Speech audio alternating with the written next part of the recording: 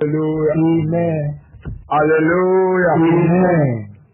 Bien-aimés dans le Seigneur, nous donnons gloire au Tout-Puissant, à l'Éternel Dieu pour ses bienfaits. Nous donnons gloire à l'Éternel pour ses bienfaits. Nous bénissons Dieu pour tout ce qu'il fait dans nos vies. Il est le Dieu qui agit en notre faveur. À lui seul la gloire. Je bénis Dieu pour la vie de l'auditoire. Pour tout ce que Dieu fait. Pour tout ce que Dieu fait. Amen. Amen. Aujourd'hui, nous sommes encore là pour un nouveau série. Amen. Intitulé La croix du Christ. Christopher Atitoga. La croix du Christ. Christopher Atitoga. Le thème, c'est la croix de Jésus-Christ. Yesu Christopher Atitoga. La croix de Jésus-Christ. Yesu Christopher Atitoga. Amen. Amen. Le sacrifice de Jésus à la croix Yesu Pabosala Atitoga Ntia. n'est pas quelque chose à négliger. Nous Korea sur Atidebio. Jésus crucifié, Yesu Ikokla. scandale pour les païens. Anye C'est ceux qui croient. Amen. Amen. Nous allons prier. Père, merci. Je m'entends, je te relève. Je prie que tu nous accordes la grâce de savoir. Éternel, illumine-nous. Parle au travers de moi, pas ton esprit. Mets ta parole sur mes lèvres. C'est le seul qui parle. Et ton peuple peut écouter. Accorde-nous la grâce. L'illumination totale dans ta parole. Seigneur, par ce message, réveille quelqu'un, guéris quelqu'un et amène quelqu'un dans ton monde. Je prie que ce message aille à tous. Dans le nom de Jésus. Amen. Alléluia. Amen. Je suis dans, comme je viens de le dire, nous sommes en train de commencer une nouvelle série d'enseignements intitulée La croix de Jésus-Christ. La croix de Jésus. Amen. Amen. La croix de Jésus. Amen. Amen. Bien-aimés dans le Seigneur, nous devons comprendre aujourd'hui que Jésus-Christ est venu dans ce monde pour un but précis. Nous allons lire rapidement Corinthiens chapitre 2, chapitre 1, chapitre 1, verset 18, chapitre 1, verset 18. Atitoga langchina enye bomechina na amesio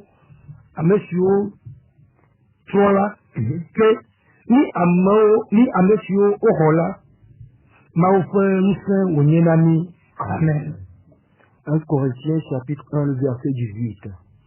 Car la prédication de la croix est une folie pour ceux qui périssent, mais pour nous qui sommes sauvés, elle est une puissance de Dieu. Amen. Amen. Amen. La Bible déclare Il a globé que la prédication de la croix à qui peut gagner là,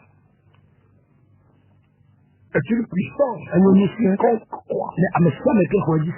La prédication de la croix à qui peut gagner là, est une puissance. Amen. Amen. Je remets dans le Seigneur. Pourquoi la croix est une puissance? La croix, Jésus crucifié. L'histoire de Jésus sur la croix. Nous allons parler aujourd'hui d'un thème. Qu'est-ce que la croix de Jésus? Qu'est-ce que la croix de Jésus? Amen. Amen. La croix de Jésus, la crucifixion de Jésus à la croix n'est pas une histoire, n'est pas un événement à rejeter. C'est une réalité dans laquelle est cachée la rédemption de l'humanité. La rédemption de l'humanité. Amen. Amen. Alléluia. Amen. La croix de Jésus-Christ. Qu'est-ce que la croix de Christ?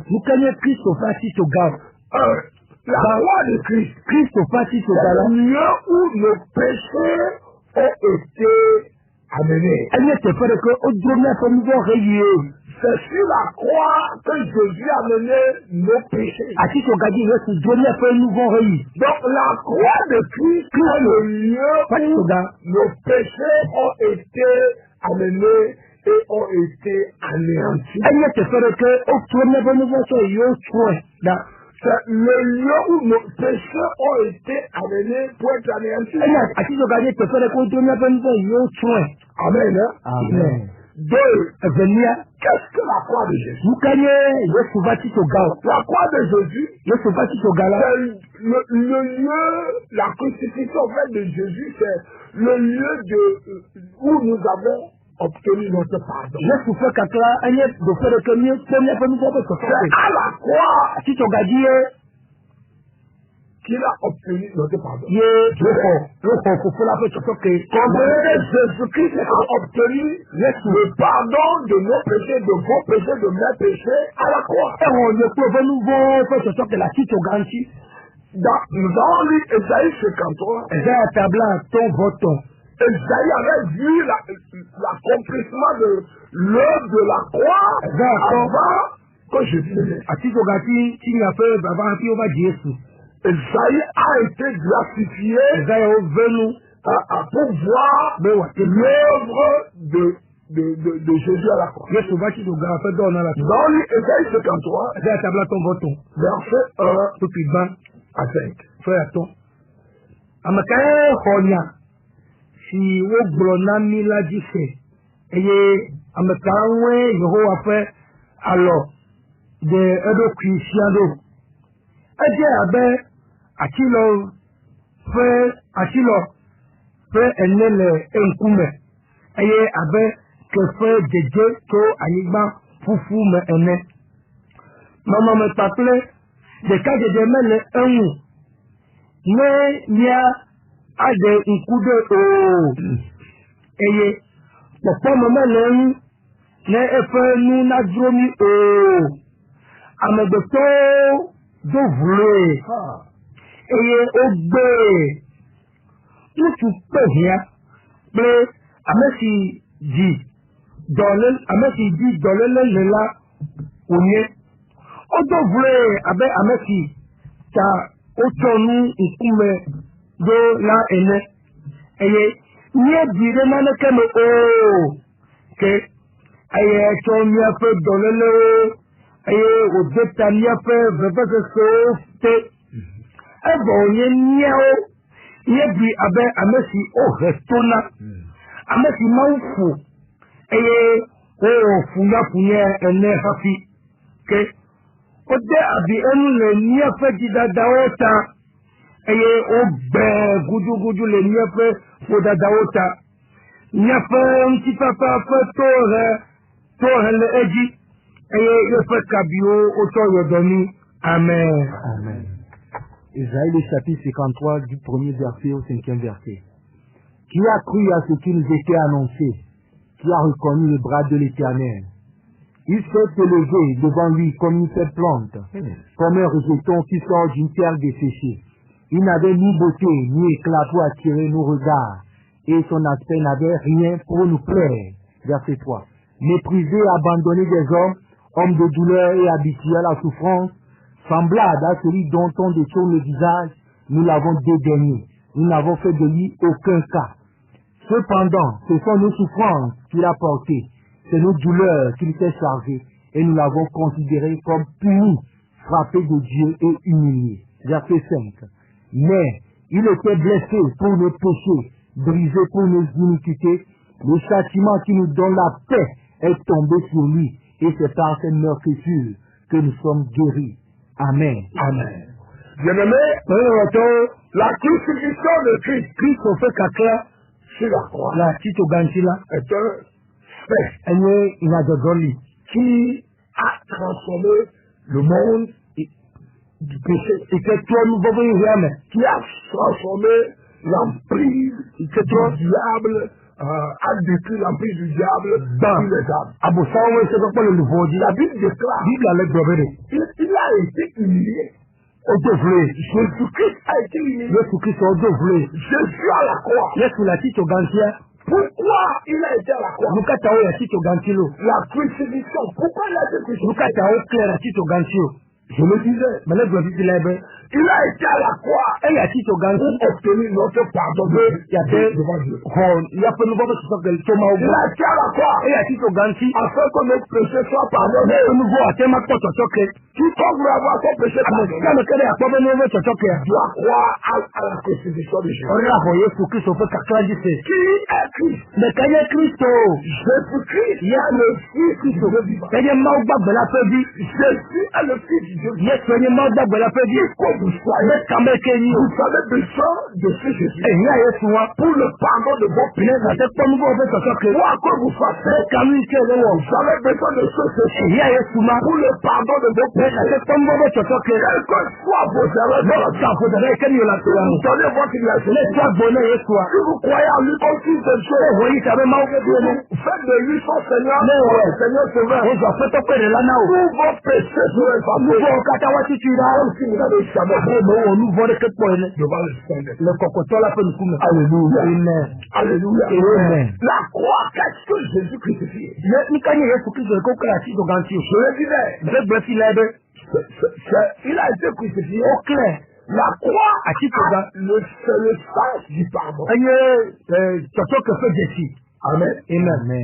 C'est à la croix que nos péchés ont été effacés. C'est à la croix que Jésus a effacé nos péchés par son sang. Alléluia. Qu'est-ce que la crucifixion de Jésus? La croix. Jésus qui sur la croix. Qu'est-ce que cela veut dire? Cela veut dire que la puissance d'être enfant de Dieu a été transférée. Jésus à la croix a transféré la puissance qui fait d'une personne et l'enfant de Dieu. Dans Jean chapitre 12, la Bible déclare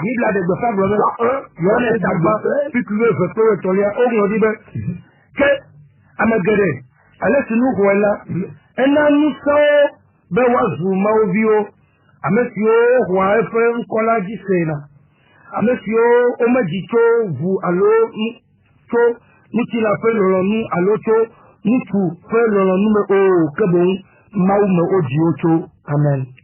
Écoutons la version française, Jean 1, verset 12 à 13. Mais à tous ceux qui l'ont reçu, à ceux qui croient en son nom, elle a donné le pouvoir de devenir enfants de Dieu, lesquels sont nés, non du sang, ni de la volonté de la chair, mais de la volonté de l'homme, mais de Dieu. Amen. Amen. Toutefois que vous voyez la croix. Et c'est quel quoi tu te gars? Qu'est-ce qui vous a tout? Nous te venons à ta main. Ça doit vous dire que vous avez été pardonné. Elle est là-bas maintenant, mais au Tchèque. Amen. Amen. C'est très important. Elle est revenue. C'est nommé, la Bible dit, tout ce que on reçu, Ah, mais ça, mais que vous voyez cela? on reçu le pouvoir. Oh non, nous sommes. Le pouvoir de devenir enfant de Dieu. Moi, je m'en dis. Ce pouvoir C'est a été transféré d'où? Tu crois que tu es sauveur? À la croix. À qui tu gagné, tu es sauveur? À la croix. À qui tu gagné? Praise the Lord. Alléluia. Donc, moi, quel est le but de la crucifixion? Ça veut dire que le Jésus Christ Jésus. Pour le but de la crucifixion. Pourquoi il a été crucifié? Quel est le but pour lequel il a été à la croix? Premièrement, c'est pour nous remplacer en tant que pécheur. Nous sommes pécheurs. Jésus est devenu pécheur. Péché. Et il nous a remplacé. La Bible dit dans Isaïe 53, il a pris nos infinités, nos châtiments, nos péchés. Au verset 5, mais il est blessé pour nos péchés. Blessé pour nos iniquités. Jésus a été à la croix. Et il nous a remplacé. Le péché qui devait vous tuer, il a déjà fait. Le péché qui devait vous tuer, Jésus l'a amené. La Bible déclare dans le péché c'est la mort. Alléluia. Amen. Mais le don gratuit de Dieu c'est la vie. Alléluia. Nous sommes dans la fin des temps. Nous sommes dans la fin des temps. Il est temps de revenir à Jésus. Pour être sauvé, pour être pardonné. Qui que vous soyez, tant que vous avez le souffle de l'air, pour que vos péchés soient pardonnés, pour que vos erreurs soient effacées, vous ne pouvez pas être pardonné vos péchés. Si Jésus est dans votre vie, parce qu'il a payé Jésus a payé le prix de vos péchés à la croix. Jésus vous a remplacé. En réalité, le péché, nous qui sommes pécheurs, on devait aller à la croix, être crucifié, et quand le crucifié, nous devons aller à l'enfer. Pourquoi? Parce que nous payons le prix de nos péchés. Mais quelqu'un est à la croix. Jésus vous a remplacé. Jésus m'a remplacé. Il vous a remplacé à la croix. Afin que nous aujourd'hui, nous soyons enfants de Dieu. Peut-être que vous m'écoutez et que vous n'avez pas Jésus dans vous croyez à quoi autre chose. Peut-être que vous n'êtes pas chrétien. Dieu m'envoie vers vous. Jésus-Christ de Nazareth a été à la croix. Il vous a remplacé pour que vos péchés. Il est parti payer le prix. Avec vous aujourd'hui, vous ne servez plus sur le banc d'accusation. Le banc des accusations. Croyez que Jésus vous a remplacé à la croix. C'est pourquoi il a été à la croix. Jésus vous a remplacé. La Bible dit il a été puni pour nos péchés. Homme de douleur. Pourquoi il a été puni? Est-ce qu'il a péché? Non. Est-ce qu'il a commis l'erreur? Non. Juste le sacrifice. Il a sacrifié sa vie pour vous et moi. Afin que nous n'allions pas en enfer. Jésus a sacrifié sa vie. Il a sacrifié sa vie. Il nous a remplacé. Il a payé le prix de notre. Le jugement qui devait tomber sur lui, il a pris sur lui. C'est pourquoi lui il est mort. Afin que nous soyons vivants. Alléluia. Il est venu nous donner la vie. Il est mort. Afin que vous et moi, nous soyons vivants. C'est pourquoi aujourd'hui, je prie et me demande que la vie et le pardon que Jésus nous a amené à la croix nous soit octroyé. Au nom de Jésus. Amen. Il a encore péché de nos jours. Nous voilà comment les bonnes que tu as. Pardonné. Il commence à Si quelqu'un de ta vie, les grands qui viennent, l'exemple que je peux vous donner, c'est l'apôtre Paul. Et l'apôtre Paul. L'apôtre Paul a su il a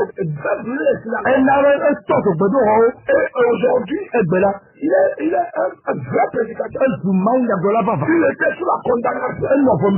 Il était un candidat de la fin. Il se disait même en enfant. Jésus a dit, oh, c'est moi que tu perds. Le Paul, le Saul, persécuteur, est devenu évangéliste, apôtre Paul. Qu'est-ce que je veux vous dire? Il s'est sucré, Christ a payé le prix de son frère. Le jour il a reconnu, sa vie a été transformée. Son appel a été réalisé. Et il a devenu un instrument de Dieu. Que vous soyez, vous êtes dans cette situation, et vous m'écoutez, vous n'êtes pas sur mon chemin. Quelqu'un peut le plus que vous sortez de cette situation. Peut-être que vous êtes un secteur, vous avez alliance avec les diables, vous avez vendu vos âmes, vous m'écoutez, Jésus a fait le plus que quand vous sortez, le peuple aucune accusation de l'ennemi de conséquences une seule condition. Il a payé le prix. Alléluia. Quel est le but? Jésus-Christ a été là pour nous donner l'espoir. Nous donner l'espoir au péché. Jésus a été là. Jésus crucifié. L'espoir pour les pécheurs. L'espoir pour ceux qui sont sur le chemin. Peut-être que vous n'êtes pas dans le sexe. Vous vivez dans l'immoralité. Vous vivez dans la fornication. Vous vivez dans la justice. Vous vivez dans le mensonge. Vous vivez dans l'idée. Vous vivez dans la mondaine. Vos vies sont de bois de nuit. Vous vivez dans le vol. Vous vivez dans la rancune. Aujourd'hui, je vais vous dire, et sinon, toutes ces choses,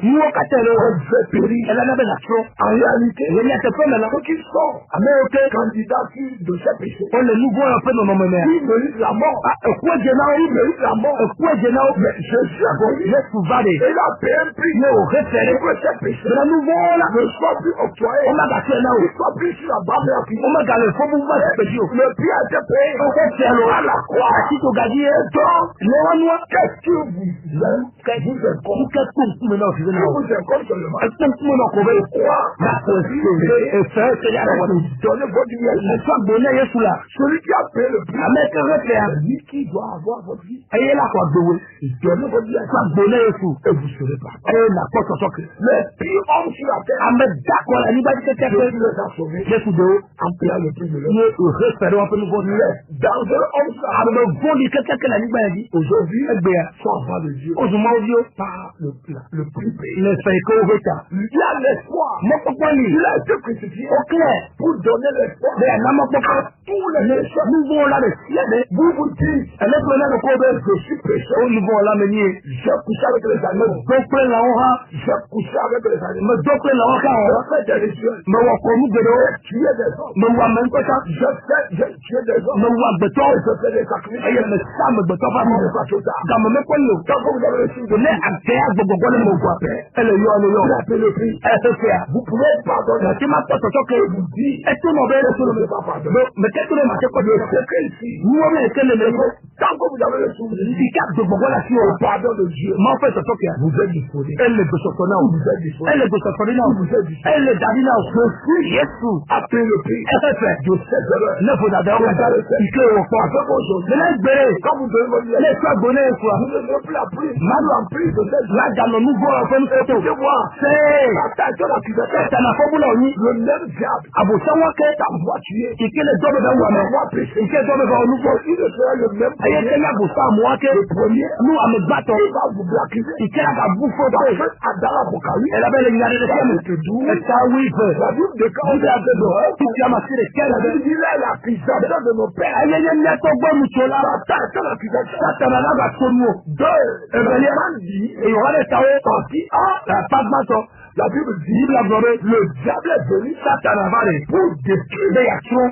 tuer, Là où? voler. La fille. Sa mission, Il a fait d'audace. c'est de voler. Et il est actions. Quoi que le Satan vous donne, Nous, mettons nous comme autant son nom. vous voulez quelque chose C'est le final de la gommée. Satan donne, les gens vont aller À mon plan, nous sommes au sang. dans les sectes, Le sexe humain. dans le pouvoir, Ne vous pas, mais. pour une vie meilleure. Mais où, il n'y a pas de Jésus. Vous n'avez pas une vie meilleure. À Boré, comme Jésus. Les gens vous trompent. À Botan bleu. Vous venez de détruire votre vie. Tu es en tas Boré. Vous êtes candidat de l'enfer. Elle ne se m'a pas fait. Mais je suis appelé. Et souvent. Et il va vous sauver. Et je vais à l'eau. Qui comme vous soyez, Quand même, c'est mieux. partout vous m'écoutez, C'est le cas de ce qu'on est le mort à la croix, un coup là, si tu gagnes. vous les pécheurs. Mais il peut venir voir. Vous pouvez encore, Mais, ne serait-ce que croire la tête redit ce coup. et donner votre vie à Soit Dieu. bonnet, soit. Vous serez directement sauvé. La peau de Dieu. Alléluia. Amen. Quel que soit vos erreurs, Mais quand vous avez que, quel que soit votre passé, mais quand ils sont mettés dans un le monde, moment peut le prix de votre vie. tout soit fait, nous allons Qui faire. que vous soyez, Quand même, que quel nous, que soit l'erreur que vous avez quand vous fait, avez que, on prend un moment peut le prix de nous votre vie. fait, nous allons faire. On est Jésus. Bien soigné, Yesu, n'a rien de cela. Sacrifice. Les feux quatre-là, C'est l'espoir pour les il y a mon papa dans le nouveau là. Quel que soit vos péchés, Mais quand vous avez que, on nous prend. serons pardonnés. Elle a fait ce que Vous donnez votre vie à les Dieu. soins bonnet, Yesu. Vous êtes partout. Si les chers quels est, Partout où vous êtes. si les chers quels est, Vous m'écoutez. elle est au sommet de mer. Je vous demande Mais le diable est bobé. de donner votre vie à Dieu. Sois bonnet, Yesu. Faites de Jésus votre Vous voyez, soyez à fait ton nom. et vos péchés. Et nous vont, quand à la Et question. Dieu veut de vous. Et Maulao, Et de faire meilleur sang. là, il faut bien de me tenir le cas. Et meilleur de faire Il faut de le me tenir le cas. Parce que la crucifixion de Jésus J'ai trouvé qu'à cela, a été un grand sacrifice. elle est votre bien. Pour tous les pécheurs. Les nouveaux, le kata. Tous ceux qui viendront. Mais au kata la baba. Tous ceux qui viendront. Mais au kata la baba. pécheront. Eh, wa baba. Wa pole de. Ce sacrifice. Votre ya. est un sacrifice Elle est votre. perpétuel. Qui t'a le da. C'est un sacrifice Elle est votre. perpétuel. Elle est le da. Ce n'est pas pour une seule personne. Mais il y a mes Ce kata. n'est pas pour une seule génération. Mais il y a du me le cas. C'est un sacrifice perpétuel. Votre est le da. Afin que Regardez. jusqu'à la fin de ce monde, J'aimerais nous faire un peu nous vont là. C'est là-bas, il faut beaucoup. La porte de Dieu. Alléluia. Amen. Alléluia. Amen. Bien-aimé, Et longtemps, comprenez que il y a ce qu'on me veut. Jésus Yesu. a payé le prix. Et c'est ça. Il a donné l'espoir Et n'a mon papa. aux pécheurs. Les nouveaux là. Amen. Amen. Pourquoi Jésus a été crucifié? Nous, quand aucun Yesu. Sixième point. Attends, Delia. Jésus a été à la croix Yesu a dit au gantier. afin d'amener la repentance Maintenant, il y a régime. Tu trouves pas? aux païens par la foi. Tu vois là, tu as reçu. La repentance Je me trouve trop. aux païens par la foi. Laisse-toi, tu vois là, tu as reçu. Jésus a amené la repentance Est-ce que je me trouve trop d'aller? à la croix. Il a dit au gantier. Votre Le repentance fait de me trouve trop. a été transférée Au dérogo. de la croix. Tu as dit au gantier. Quiconque Car, reçoit à me faire mettre au Christ. crucifié Il faut que. est repenti. Trop dis-nous. Qu'est-ce que la repentance? Il t'a dit, me trouve trop. C'est le changement de vie. Il y a un peu de C'est trop. le changement de Il mentalité. y a un peu de trop. C'est le changement d'attitude. Il y a un peu de C'est la trop. foi ne peut changer vos vies. C'est là de trop nouveau ça. Mais Jésus, Ça m'y est pour le il a cas. le pouvoir. Nous sommes ici. Il a la puissance Nous sommes ici. d'enlever ce péché. Nous avons des nouveaux là. De vous donner la Nous puissance, avons non, nous sommes. la force Nous sommes. sur le péché. Les nouveaux dit. Afin que vous vivez Mais là, nous avons dans la droiture. le temps de l'union. Bien-aimé, Nous avons le Jésus-Christ Jésus Christ. est mort Écoute. pour vos péchés. Mais nous sommes nouveaux. Il a été à la croix. Il y a six au gantier. Il a été crucifié. Ok. Pour la repentance. Mais dis-moi trop. Cette repentance, Dis-moi trop. c'est pas la foi. Conseillez-nous. La repentance, Dis-moi trop. d'un péché. Nous voulons répéter. Nous voulons la répéter. Mais tout est nous comme. Qu'est-ce que la repentance de péché? Nous quand nous voulons la répéter. Dis-moi trop. C'est donner sa vie à Dieu. Et bien, tu as bené ici. Confesser sa vie. Avouez. Confesser Jésus Avouez sur nous. comme Seigneur Sauveur. Ah bah, faites quoi le Dans là. Romains chapitre 10, Rome à Tamo. verset 9 et 10, Vous qui êtes le peuple roi. il est écrit, On me dit, si tu crois le voici. que Jésus-Christ est le Seigneur. Kristo yà fẹ́ tọ́lá. Et si tu confesses, Èyí ló wọ́n mi. si tu confesses que Jésus-Christ est le Wọ́n mi Yéṣu Kristo yà fẹ́ tọ́lá. tu crois dans ton Ló kọ̀ sí lówó jì mí. que Dieu l'a reçu Máa maintenant wú mort, fún ẹ̀nà mi kókó dùn mi la. il sera sauvé. Nà kpọ́ dédé. Praise the Lord. Hallelujah. Au verset 10, il dit, Fi wá ẹgbẹ́ bẹ́. car c'est un moyen du corps Tó jìmọ̀ tó kọ̀ nà sí lọ. qu'on parvient à la justice. Yóò bá náà yìí nà sọ̀tẹ̀ C'est yìí. la droiture de Dieu. Máa kọ́ ìtọ́jú yẹn tó náà jì mí. C'est ce que nous appelons la foi. Ẹni yẹ bẹ́ họ̀ sí. Quand vous croyez du corps, Ní ìfọ̀ tó tó jì mí. c'est ce que nous appelons la foi. Ó ní ẹ̀mí họ̀ sí. Est-ce que vous avez foi Họ̀ sí la sí wa. que quand vous recevez Jésus, Lẹ́nu ìhọ̀ Yéṣu wa. vous ne pas venir? Nà kpọ́ ti tọ́kẹ̀. Si quand vous donnez ta vie à Ọ̀nà Dieu, sẹ́ni tí a gbẹ̀ ní Yéṣu wa. quel que soit le péché, Mẹ́ta ló fọ́ ẹ̀kọ́ ọ̀bá ẹ̀kọ́. immédiatement effacé. Et là, Dieu là, tu suis. Devant le sang des Le frères, cocotel là, vous me. devant le Dieu tout Le puissant, mot c'est à toi, vous me. immédiatement Vous allez coller tout le monde. quel que soit les lettres, Même quand vous avez quoi au port. il serait effacé. On a déjà. Et il serait accueilli Il y a là quoi. comme un des meilleurs enfants. Avec Mauvio, il y a de moteur de carrière. Alléluia. Amen. Bien-aimé dans le Seigneur, Paul a fait toi là. comprenez aujourd'hui, C'est comme un le sauvé. Christ Mais Christo. a été à la croix. Il y a six au ganti. Nous les pécheurs, Mais il y a nouveau là. que nous sommes sauvés. Mais il y a quoi les yeux. Afin que la repentance, Mais là, je me tourne toi. la vraie Je repentance, me tourne toi avant. c'est quoi que Jésus est mort, Et il y a quoi c'est bien. Jésus est le Fils de Dieu, Je suis mort, bah, voilà. Il y a au cou. et il a ressuscité. Il y a au bois Et de. le confesseur, Et là, vous me. je crois que tu Et es si me voici, ben, voyez moi, on fait dit. vraiment vous êtes sauvé. Il n'y a pas de déniaou. Bien-aimé, Et l'autre. qui que vous soyez, Mais quand même, qu'il y a l'heure de votre repentance je me suis fait y a sonné. aider à son. L'heure de votre repentance Je me suis fait y a sonné. aider. Quand nous parlons de la repentance, Je me suis fait je me suis fait c'est la vie et il y a agbe. que votre vie Agbe, devient la vie et le donner à Christ. agbe wana. C'est le Christ. Donner ça. La foi donner Christ. La foi donner. Afin que Jésus-Christ C'est la Yesu Christ. Soit, wani. la source Je peux vie. Ne wado. le centre Agbe. Fais le conducteur, Ameke la. le détenteur Ameke le wado. de votre vie. Le wado. C'est comme éteigné. Comprenez C'est que comme me bébé.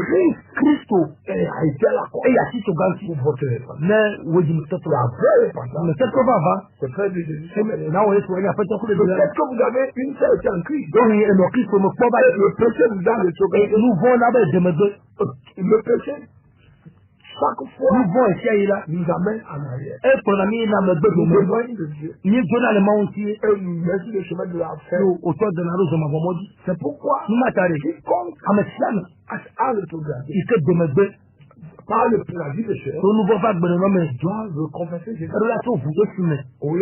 Il venait, Parce que dans lui, il avait Luc à Taoué à ton, quand l'enfant il produit, fait du boubou, s'est retrouvé. il faut va trop dégueu sur le Il coin. est revenu chez Il son faut père. trop va pour la bois. Il a dit à son père, Pour la pour la baie. Père, je ne peux plus dire. Pour faire des médailles. Dès qu'appelé ton Le frère. royaume de Dieu. Pourquoi il a dit ça? Pourquoi tu as voulu? Il le connaît. Dégueu si. Que le péché Le nouveau, disqualifie l'enfant. il n'avait le méga de Dieu.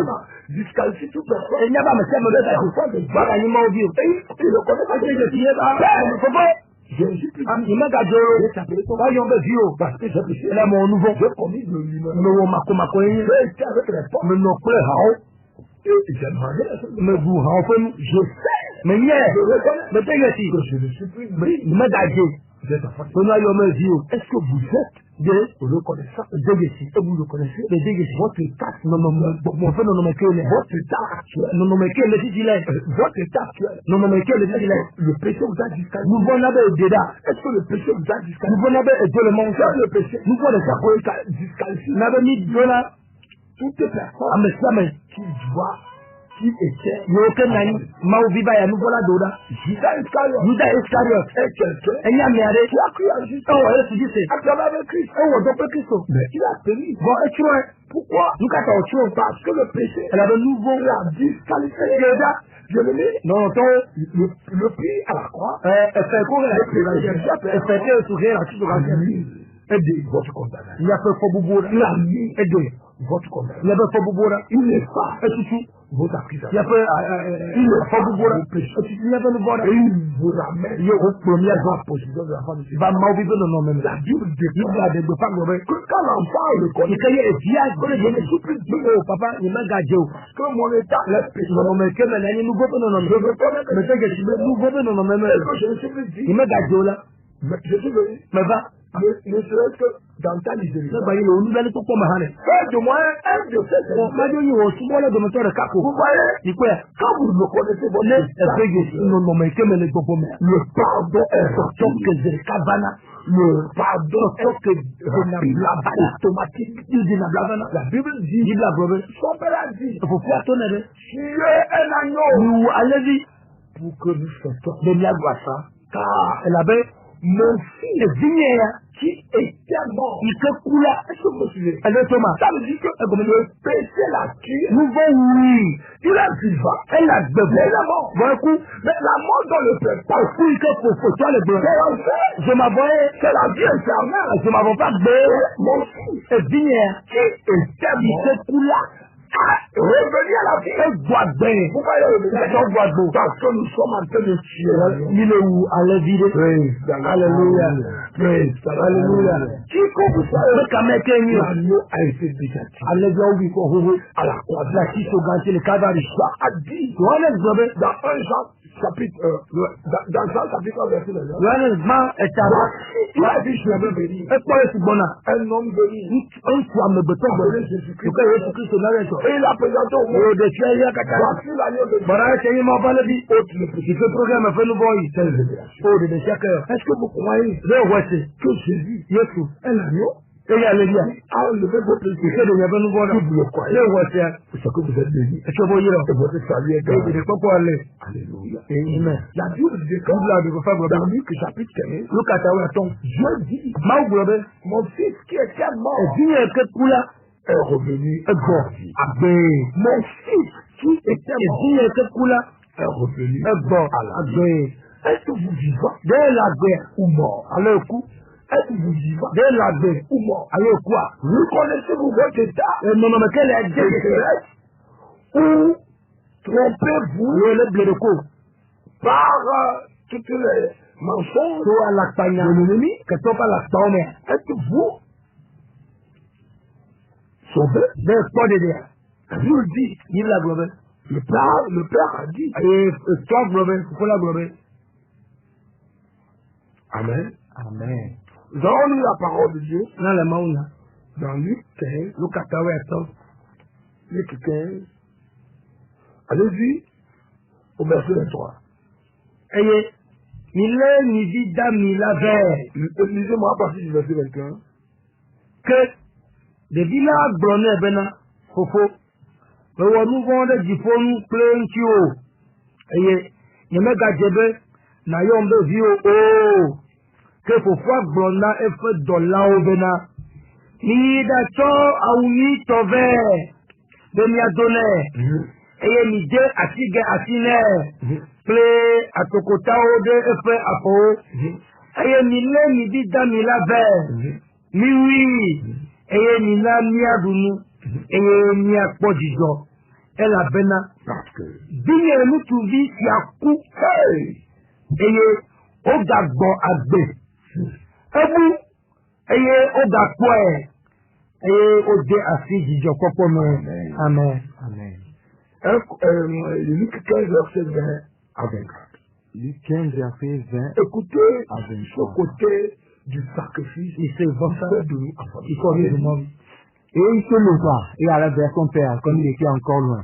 Son père le vit et fut tenu de compassion. Il courut se jeter à son cou et le baisa. Arrêtez, s'il vous plaît. Il t'a fait. Partout où vous êtes, Il est cher et que le laisse cognac. quand vous pensez à vos péchés, Les chouchous nous vont vous dites Dieu en colère. au maubidie. Je viens vous dire Dieu n'est pas en Je colère. dis maintenant maubidie. Plutôt il vous attend. Bon, est-ce que c'est Il a les bras ouverts. et vous abordez Jésus n'est pas en colère. le maubidie. Il a les bras ouverts. Et vous abordez Il vous attend. est-ce que c'est C'est à vous de faire le pas. le relais d'affaires. Le pas de la repentance. Je me sens pas fort. Le pas du salut. Je me dis de pourquoi pas fort. C'est à vous de faire. La Bible dit, il a les bras ouverts. Et vous abordez. Il est mis de compassion. Je vais dans mes troncs. Si vous pouvez seulement Même donner votre vie, la fête bonnet une fois. vous ne serez pas déçus.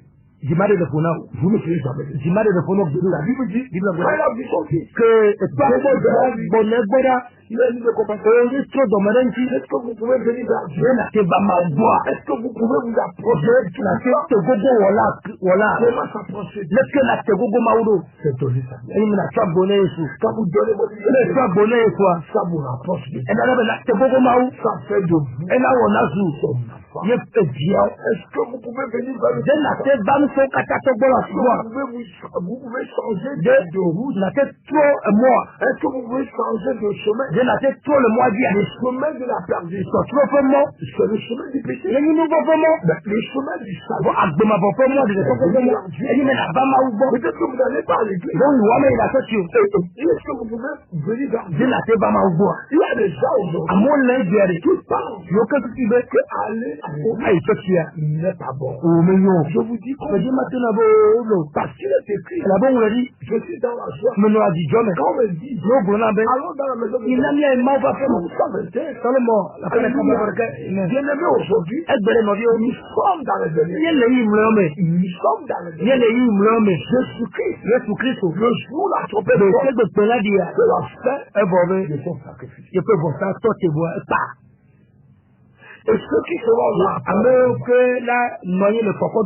n'auront plus cet accès pour qu'on leur entoure. C'est aujourd'hui. Et l'enlèvement égale le départ de l'homme sur la terre. Il y a des gens qui sont enlevés dans les hôpitaux. On dit, à la fin de votre vie, il n'y a pas de besoin de nous voir. Vous êtes enlevé. On enlève pour les télés. Aujourd'hui, si vous écoutez ça, non, je suis avocat. Peut-être que cette maladie, que vous avez, et Dieu péché. Nous votons. Je vais vous guérir.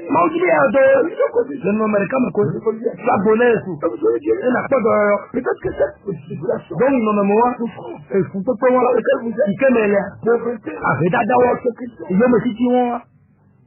ça est péché.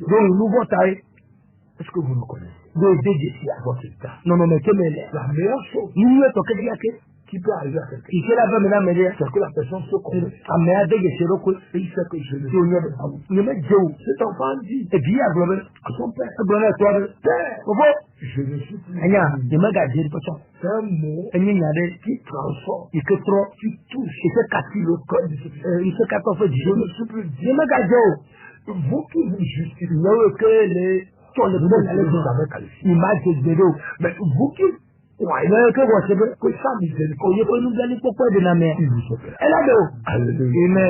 Bien-aimé, avant de finir, je veux vous dire que Jésus a payé le prix pour que vous péchiez. Amen. Qui que vous soyez, partout vous êtes, et vous voulez le pardon, vous êtes les bienvenus. Vous voulez que Dieu vous fasse de vous voulez que Dieu vous allez dans le royaume. Vous voulez que le Seigneur fasse vos péchés. Faites cette prière. Juste cette prière. Juste cette prière. Faites cette prière après vous. Vous verrez que vos péchés sont pardonnés. Et vous serez un enfant. Dis après moi, Seigneur Jésus. Merci. Après de m'avoir parlé. Je reconnais merci. Et j'ai besoin de toi. Pardonne-moi tous mes péchés. Et puis, je m'en passe. Et quand on va continuer. Seigneur, après ça, je te reçois dans mon vie. Et dans ma vie. Comme mon Seigneur. Je veux personne. Et passe mon nom. Dans le livre de la mort. De l'enfer. Écris mon nom. Dans ton livre de loi. Donne-moi le pouvoir. Et devenir dans ma vie. Accorde-moi la grâce. D'être sauvé. Merci Seigneur. Aide-moi. À vivre pour toi. Jusqu'à la fin de au nom de Dieu. Qui comme ça, si vous venez de faire par la confirmation de la parole, selon Romains 10, vous êtes sauvés. Votre jour aujourd'hui a été pour quiconque a vous êtes automatique. Il y a des cas exports de Là où nous sommes, si quelqu'un est il a trouvé ça. le politique, Vous n'allez quitter. par par Edo. Alléluia. Amen. Alléluia. Amen. Maintenant, Ici, comme vous devez encore vivre le chemin là, va quand on a de la ligne, le salut s'introduit. j'ai des popos là, bené. Le salut s'introduit. J'ai des popos là, Par bené. l'adoration de Dieu. Moi, souvent, Par une vie de joie. je ne pas de non. C'est pourquoi je vais prier pour Moi, vous. ça m'a, mon nom, même de Tu dois avoir une vie de joie. ben, là, non, je n'ai pas de Au nom de Jésus. mais je peux me comme. Dis-moi Amen. Amen. Père, merci pour après pour tout ce qui Amen, au cas, viennent de donner leur vie. au soir, pas bonheur, il faut. Oh, éternellement, Ne m'en prie, monsieur. je te l'ai confié. Mais tu es tombé la semaine. Ceux qui, pour la première Amen, au cas, je bats toi. on donne la vie. Au soir, pas bonheur, il faut. Ceux qui ont retourné Amen, au cas, je me vais. et ont réuni. Ye, au cas, tu soir, pas bonheur. Je te l'ai confié, Père. Mais toi, vous la semaine, faut Je prie, mon Dieu, mon faut Dieu. vous mon frère, monsieur. Ne les abandonne pas. D'abord, d'abord, Visite-les. Sropon, Oriente-les. Tamona, De une église vivante. toi, tu vas faire. Il faut le donner à tes frères. Où le salut. Il fait de Votre ton salut sera en tout il fait de ton poil le bénin. Seigneur, je prie. Après, tu me donnes Que le ta grâce avec Comme moi. une nouvelle non plus. Au nom de Jésus. Le semaine comme. Je prie que toute brille, tout jour soit Pour visée te faire les bas. et que le Seigneur Et après, tu soit avec vous. es mon premier. Au nom de Jésus. Le semaine comme. Amen. Amen. Alléluia. Amen. Soyez bénis. Oyami, Vous venez de suivre il y a le taux. l'homme de Dieu. Mon frère, Dieu donné à David. j'ai donné à De David. l'église pentecôtiste. On a fait le Pentecôte mieux. Vous voulez m'appeler Je vais à Roma. pour plus simple de questions Ne, comme on dit, alors, Bedora. ou pour donner votre vie à Dieu. Alors, la table bonne, soit. Ou bien vous avez des choses Alors, Naroli. à brûler. Je vois ton journal. C'est terre. Non, Zoka, Pleto. Nous sommes disponibles. Ami le venu à toi, Zoka. Vous donnez tout ce que vous avez. Toi, moi, quelqu'un. Parce que quand quelqu'un se repart, Elle est là, mais toi, tu il viens. doit abandonner l'objectif. Alors là, t'as dit, tu me nous, Alléluia. Amen. Donc, nous sommes disponibles. Ami, ami, le. Si vous voulez m'appeler, Je vais à Roma. appelez-moi sur le 90 Yomle. 00. C'est quand peut-être 90 00 57 111. Alléluia. Amen. C'est très important. Elle est venue, hello. Alléluia. Amen. Et donc, comprenez aujourd'hui Yes, comme elle veut. que le Seigneur Et après vous toi, a sauvé. est-ce que nous encore Et de que vous êtes insignifiant. un jour, c'est le fait, mais Maintenant, entretenez ce il y a le bénin de l'époque, ouais. vivez pour Christ. Nous avons béni Christ. Personne n'est venu Dit, vivant. le hardback béni. Vous allez. Et nous avons souvent le Et fond. puis, vous n'avez aucune place à aller. Mais, tu ferais comme elle est dans Vous le êtes déjà en cafou. ne peut jamais aller nous cafou. Juste d'aller au théâtre. Le hôtel a pas fait un godon. Là où le méchant est venu. Et quand me font les mettre dans mes deux Jésus, Nous vous invitons il est tôt. à prendre part. Ben, pas comme le ça. Mais bien, c'est bon, c'est bon. Alléluia. Amen. Dieu vous bénisse. Moi, il a mis. Alléluia. Amen. Aujourd'hui, Eh bien, quand nous allons revenir il y a qu'à toi, bah. prêcher, Ah, bon. faire la veille de Ah, prière on va me toto. sur cette antenne. Les moyens nous que. Veille de prière. Za me toto. Ce vendredi. Eh bien, si là. De minuit à 2 Tout heures. ça, on va veiller là. Veille de guérison. Je dois en faire ça, me toto. Prière de feu. De deux jours, de deux jours. Nous connaissons. Et soyez branchés. Et nous, quand même. Votre vie est C'est sortie. pas de magal, même. Alléluia. Amen. Je fais bien ma frère. Bah, là, nous avons. À l'église Lyon. Les Pentecôtiens. Notre église, Il y a de la même. par sa grâce, Deux femmes, nous avons une manifestation. Bah, là, nous avons. il guérit les malades. Elle est de l'eau. Il sauve les gens. Elle est d'amour. Car Elle avait. c'est l'heure Et il y a une. de votre guérison, Mais il y a fait de de. votre Il transformation. y a fait de. Que Dieu vous bénisse. Bah, il a mis. Que Dieu vous garde. Mais on est comme Que ça. sa grâce soit Pas sur vous. même nous, Que sa grâce soit pas sur même vous. nous, Au nom de Jésus. les esprits comme. Amen. Amen. Amen. Amen. Amen. Amen.